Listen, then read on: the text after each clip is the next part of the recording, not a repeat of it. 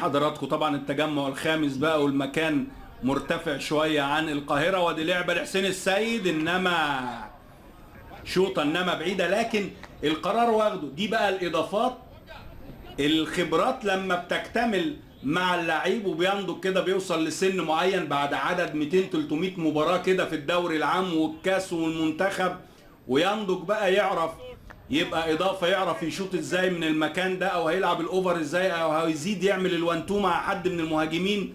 يعني كل الشغل ده طبعا بيجي بالوقت. ضربه مرمى هيلعبها للرجاء محمد، في شويه هوا بيتطلب طبعا. بص ادي اللعيبه الخبرات بتاخد الكره وتروح على الارض، وادي بيتر ومش اوف سايد. بيتر بيتر بيتر وجول جول. يا خبر ابيض! الدقيقه 11 بامضاء النيجيري بيتر ايبن بوي.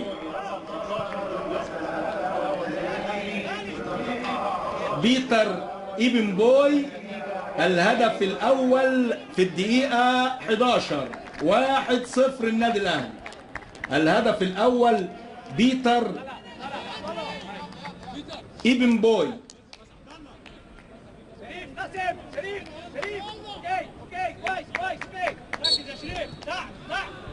لعيب كويس،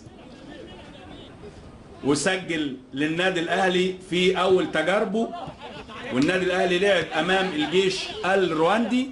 وده لعيب هيبقى شكله كده اضافه، ياخد الثقه وينسجم مع بقيه. سمير كمونه، عبد الله السعيد من لمستين ملعوبه فيها خطه. اوه يا بيتر يا بيتر في القايم. اوه على بيتر ابويمبي. حكايه جديده بتبدا لافريقي جديد مع النادي الاهلي. قبل بوكس وكتف من عبد الله السعيد، فاول تكتيكي لكنه هو الراجل متقبل. لكن هات لي كره بيتر تاني يا على بيتر ابويمبي. الهجمه حلوه والكره اتلعبت حلوه وما طمعش فيها عبد الله وبيفوق نفسه. شوف دي بوكس، كره خطيره جدا دي. كويس ان حكم اللقاء حسن حظ عبد الله السعيد، كان ممكن يبقى فيها احمر مباشر. الكوع في الوش صعبه قوي الحقيقه لعبد الله من فرط. هجوميا مطلوب لكنه خطر جدا، لان اي خطا هنا. بيتر ابويمبي، يا سلام على بيتر، محطه ممتازه. استلام لعماد متعب يا ولد. الله الله، لمسه ولعبه. 3-4 نقلات من لمسه واحده، وتسديده بالقدم الشمال من عماد متعب، ولمسه من بيتر بالصدر على حدود المنطقه. الاهلي ايجابيا وهجوميا لمسته حلوه، تحضيريا. لكن من الدور الثاني خلاص الخطه بتترسم، ودي كره بينيه، انفراد شبه انفراد في منتهى الخطوره، في منتهى الخطوره. واكرامي ضربه جزاء، وضربه جزاء. لسه بتكلم واللي بقول عليه ولسه بتكلم. انذار لشريف اكرامي، بيطالب بتسلل، لكن هنشوفها تاني. دفاع الاثنين مساكين النادي الاهلي. التمركز وحش قوي يعني. حسين السيد مغطي الاوفسايد، والاثنين المساكين ورا الاثنين المهاجمين بتوع نادي فرقه الرجاء. وبالتالي انفراده من طارق سالم. اتاخر للحظه شريف اكرامي، فلت فيها طارق سالم، وفعلا هو ما لمسوش الحقيقه شريف. يعني انا على واضح رؤيتي من هنا فين التلامس؟ هنسيبها للاستوديو التحليلي. لا الحقيقه ما فيهاش حاجه خالص، ما لمسوش شريف، لكنه لبسها واكلها الحكم اللقاء. والكره فيها كده عادي. اخطاء الحكام جزء من كره القدم. ياما ظلم الاهلي وياما استفاد الاهلي وعديد الانديه من اخطاء الحكام، لانها جزء من اللعبه وجزء من كره القدم. حسام غالي بيتكلم معاه، يقول له مفيش داعي للكلام ده يا حسام. فعلا الاهلي ماشي كويس. ضربه جزاء مش موجوده تقريبا، نتفرج عليها تاني اكيد. زميلنا العزيز احمد جمال في الاستوديو يتكلم عليها. الراجل وقع قبل حتى ما شريف يوصل. النهارده كاميرات الملعب نايل سبورت دائما وابدا مع الحدث. شريف اكرامي في مواجهه مع محمد عبد الله رقم 17، ولا ده امير قيصر؟ ده غالبا امير رقم 14، امير قيصر. ضربه جزاء على النادي الاهلي، ولحظه لتغيير مفصلي في المباراه. هيتعامل عليها ازاي شريف اكرامي؟ يتحرك شريف. اوه يا ولد حطها حلوه امير قيصر، حطها ممتازه. موه بجسمه قبل ما يحطها. هدف التعادل. يرجع تاني المباراه زي ما كانت. ولسه بقول الاهلي خايف يتلط. سجل على طول، واحتفال على طريقه البلاي ستيشن لامير قيصر. يا ولد شوف دخل بصدره كده، خلى شريف بره اللعبه تماما. واحد النادي الاهلي، واحد نادي الرجاء.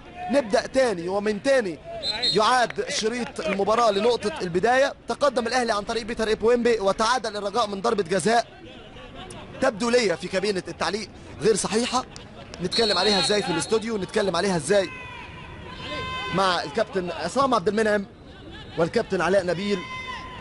وكابتن بتعيش على اعصابك حتى اخر لحظة مع النادي الاهلي، مفيش يأس حتى اللحظات الأخيرة. اوه على الكورة، يا على الكورة، يا على الكورة، ضربة راس من الستة ياردة وفيها شبهة انذار. بيدي انذار لمين؟ لبيتر إبويمبي. النهارده الكروت سريعة قوي للنادي الأهلي. لعب على الكورة بإيده بيتر. عماد متعب غير اتجاهها في الستة ياردة.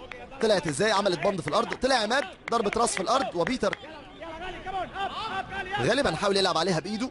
هنشوفها ازاي. لعبت فعلا كانت سريعه شويه. بيتر إبويمبي فعلا بايده وعملها حلوه، وراح يا عيني بوشه على الراجل. ضربني بوشه على ايدي يا سعاده البيه اهي. الراجل بيقول له انت جاي منين؟ طارق سامي رقم 18. ان وليد سليمان وتريزيجيه يا ولد. حسام غالي كوبري على الماشي. يا سلام يا سلام على الكوره. وصلت لحسام بينيم الناس كلها جوه ال 18. ما فيهاش حاجه خالص. تعدي وتبقى هجمه مرتده. ازاي الكلام ده؟ في منتهى الخطوره. الراجل انفراد من قبل نص الملعب. في منتهى الخطوره. اوه يا الكوره بطريقه محمد علي كلاي. يحوم ويلدغ كالنحله.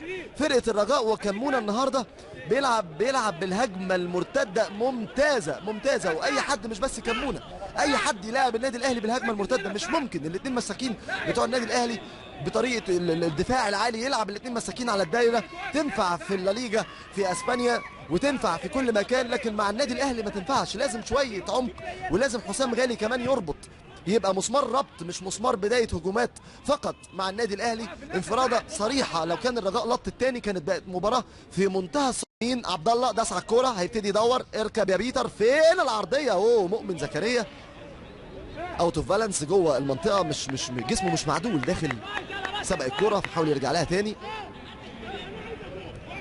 مؤمن زكريا صفقه خدت جدل شويه لكن ما عملتش دوشه، ومن حسن حظه الصفقات اللي بتعمل دوشه في الغالب ما بتتمش على خير يعني. عبد الله السعيد العرضيه حلوه قوي، حلوه العرضيه من عبد الله. شوف عبد الله لما راح ناحيه اليمين، يبقى المشكله ان لسه لعيبه الاهلي ما ربطتش مع مؤمن. لما عبد الله راح ناحيه اليمين الكره بقت تلعب من اليمين، لما عبد الله يجي ناحيه الشمال الكره تلعب من الشمال. لازم هنا جريدو يقوم يتكلم شويه ان احنا نوزع اللعب مع فرقته، ولازم برضه كمونه انه يكلم لعيبته انه لما توصل لازم تسجل. لما توصل مع النادي الاهلي مش هيجيلك كتير. بغض النظر على ان الكره البينيه اللي فاتت دي فيها تسلل من عدم وما كانتش واضحه قوي بالنسبه لي من الكاميرا دي. شريف اكرامي يتعامل مع الكره بايجابيه. لازم شريف يبرق شويه للاثنين مساكين متقدمين قوي. شريف حازم مساعد الدين سمير. شوف دي خط الملعب طبعا يبدو ان هي تسلل، لكن الحقيقه انا برضو الكاميرا دي ما تريحنيش. لازم السايد لاين يجيب الكاميرا دي. وادي شوف الكوبري، يا سلام كوبري. حسام غالي يعني بعديها يبص له يقول له حسيت بحاجه؟ كوبري كده مرهم لكنه ما استفادش بيها بعديها. وكمونه بمنتهى الهدوء. يا سلام شوف بيكلم مين؟ بيكلم عمرو نبيل المساك بتاعه. يقول له تتحرك ازاي، تيجي ازاي، خدها لوحده، يا تقطع الشبك يا تطلع في الساعه. هنشوفها ازاي من عبد الله السعيد. في ساعه استاد بتروسبور فيها شيء من القوه. مميز عبد الله السعيد الحقيقه في الضربات الثابته قبل قدومه للنادي الاهلي وبعد قدومه برضه للنادي الاهلي. عنده لقطات ممتازه. يبدو ان الشوط الاولاني هينتهي بالتعادل. تطلع على طول تبقى رمي تماس وصافره نهايه الشوط الاول. شوط اول اصدقائي المتابعين انتهى بتقدم بيتر إبويمبي بهدف للنادي الاهلي، وتعادل على طول نادي الرجاء من ضربه جزاء. نرجو ان تكونوا قد استمتعتم معنا. استراحه قصيره. مؤمن زكريا هتتلعب ازاي؟ اتلعبت في كادر احنا ما شفناهوش، وفرصه خطيره جدا وفي الستة ياردة. لعيبه النادي الاهلي بتطالب بلمسه يد. حسام غالي يرجع لباسم علي بيطالبوا بلمسه يد لكن كانت خطيره جدا ما استغلهاش النادي الاهلي. وليد سليمان اول لمسه لوليد. يا سلام على الاستلام، بيكلمها بتسمع كلامه. العرضيه يا حسين يا سيد. على الكوره اول كوره واول عرضيه لوليد سليمان. اذا كان الباك مش قادر يوصل 40 ياردة الطياره اللي احنا حاطينها باسم علي يعلق وليد سليمان في اول لقطه، وحسين السيد فرقت مع خطوه او خطوتين، لكن العرضيه ممتازه من وليد. برضو سؤال تاني لكباتننا في الاستوديو. اذا كان تكثيف عرضيات فليه مهاجم واحد؟ يعني اذا كان الفكر انه يبقى تكثيف عرضيات الا لو في خلال 10 15 دقيقه مع مؤمن الناحيه الثانيه يلعب البينيه، لو البينيه عدت ما عدتش مين اللي يوصل من نص الملعب؟ باسم علي دخل بمنتهى القوه، خدها في رجله، وليد سليمان على شماله عايز يشوف الجول. اوه يا وليد، اوه يا وليد، حلوه. وليد سليمان الاشول يلعب ناحيه اليمين، فلما يقطب لجوه يبقى شايف الجول. بيلعبوها كل اجنحه العالم، واسالوا ارن روبن في ماركات مسجله لوليد سليمان بنفس اللقطه، بس للاسف مشيت على وش رجله، ما جابهاش زي ما هو عايز بصباع رجله الكبير علشان تلف وتاخد حته من ضوافر محمد فتحي حارس المرمى. انذار، ده انذار للاعتراض اكيد، مفيش انذار للف للكباري، لكن المهم الاجوان والاهداف واداء النادي الاهلي. لمسه على طول تريزيجيه خدها وطار، تريزيجيه حطها، استلام على طول من متعب. هنا كان بيتر ابويمبي بيقدر يحجز ويحضن ويبني هجوم النادي الاهلي صح. اتثابت لعبد الله السعيد، لوليد سليمان، لعدى البنيه، سلام، خد اتنين. يا الكوره خد 2 في 3، لو بص يحط على طول تبقى زي نقله الشطرنج، كش مات في 3 نقلات. يا وليد يا سليمان، عدى وفات، رقص 2 واتكشف قدامه الملعب زي بتاعه متعب، طمع شويه. شوف دي الاثنين دول خدوا بعض على طول، عملوا اكس، وراح لو بص شويه على متعب وعبد الله السعيد، لكنها تطمع الاشول كمان، خصوصا اللي بتبقى معدوله على رجله الشمال. حسين السيد شوف بقى فين اهو، ده اللي كنا بنتكلم عليه الشوط الاولاني. اهي دي كوره عدت فيها رايه، ما فيهاش رايه، فيها رايه. محاوله المرور من تريزيجيه اتقطعت من عبد الله السعيد، توصل لحسين السيد. حسين بيفكر في العرضيه، فين بيتر ابويمبي؟ عرضيه خطا قاتل من محمد فتحي، شكله ناوي على حاجه، شكله كده ما يطمنش سمير كمونه.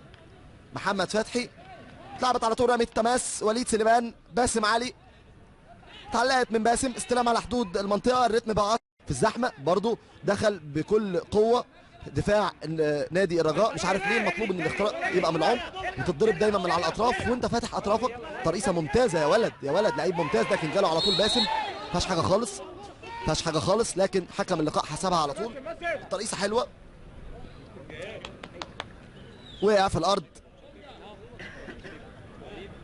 تدخل كان على طول من باسم علي.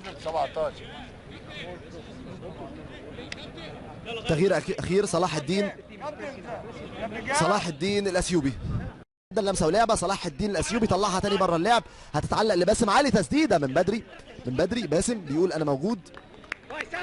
انا موجود في لحظات حرجه، تركيز الاهلي لازم وليد سليمان بيفكر في التنفيذ، مميز وليد في الضربات الثابته. اوه بيتفرج عليها. حلوه الكرة، لكن مفيش وقت للحلوه، في وقت لهز الشبكه. اتلعبت ازاي؟ وليد سليمان حطها، فيها سويرف وفيها قوه، راحت قريبه جدا. والله حلوه يا وليد، اتحطت قريبه جدا. محمد فتحي بيتفرج عليها، لو بين الثلاث خشبات هيسقف. اتلعبت على طول، محاوله الاستلام، شريف ابدا، محدش يعمل كده ابدا، هتغلط هتتعاقب. وليد سليمان لازم يلعب ويتصرف بيمينه، ولعب وتصرف بيمينه. اوه على الكوره، في منتهى الخطوره. هنا مفيش وقت وليد يعدل على الشمال، اتقن التنفيذ. اتلعبت على طول في ظهر المدافعين اللي كانوا متقدمين بمراوغه ملهاش داعي من قلب الدفاع الثاني طارق سامي. اتلعبت على طول وكاد ان يخطئ في مش لامكانياته الكبيره. ايمانويل ايدوي، اتلعبت فوق على طول، طويله وعاليه. اوه جول ده ولا اللي متنومين مغناطيسي صلاح الدين. الاهلي بيلعب والرجاء واقف بيتفرج، هدف تاني وسجده من صلاح الدين. ويا فرحه وكيله اللي جابه، اتهاجم كتير جدا في السوشيال ميديا، لكنه بيسجل هدف صعب جدا للنادي الاهلي، هدف لصلاح الدين الاثيوبي يفك الاشتباك ويقول انا موجود. الكل واقف بيتفرج، ومحمد فتحي يقول لهم يعني اخلص من بيتر، يطلع لي صلاح الدين، وفين؟ في ال6 ياردة. وليد سليمان حطها بالشمال على راس صلاح الدين. يا ولد يا صلاح، في لحظه شوف هنا كان لازم يطلع معاه محمود، بس يطلع معاه فين عمرو نبيل؟ في ال6 ياردة. محمد فتحي الحقيقه تخاذل انه يطلع بالبوكس، اتاخر، وصلاح الدين بمنتهى السهوله وكأن لحظه توقف فيها الزمن عند لعيبه النادي الاهلي، يقف لعيبه الرجاء ولا هيرو ناكامورا يوقف الزمن ويتفاول. عرف السكه عرفوا السكه الالتحامات المشتركه على طول. فاولات عكسيه كتيره قوي، فاولات عكسيه كتيره قوي للفريقين. تريزيجيه عايز ياخد مشوار من بتوعه، اتلعبت البينيه عدت هو والجول. انفراد انفراد انفراد، يا صلاح يا صلاح الدين، يا صلاح الدين يا اثيوبي، يا محرر الاهلي من الرجاء. كان فرصه للهدف الثالث عشان تبقى لقطه ثانيه بعد 2 محترفين للنادي الاهلي. انفراد صريح، انفراد صريح وحطها ببطن رجله، لكن تحسب الحقيقه لمحمد فتحي. برافو محمد فتحي، 1 على 1 ستوبر، حطها حلو قوي الحقيقه. حط رجله كويس قوي محمد فتحي وقفل. لسرعتك اتفرج على اليوتيوب، افتح اليوتيوب اكتب محمد بركات، اتفرج على استغلال السرعه ازاي والانطلاق ازاي. لو عايز تتفرج في اليوتيوب على محمد بركات بس، اليوتيوب يجيب لك اللي انت عايزه في استغلال السرعه. اللعيب السبرينتر اللي بيقولوا عليه دارتنج ران او اللعيب المخترق، هنا نقدر نستفاد بقدره وسرعه للعيب سريع للغايه زي محمود حسن تريزيجيه. صفر جهاد جريشه، صفرت نهايه الشوط الثاني.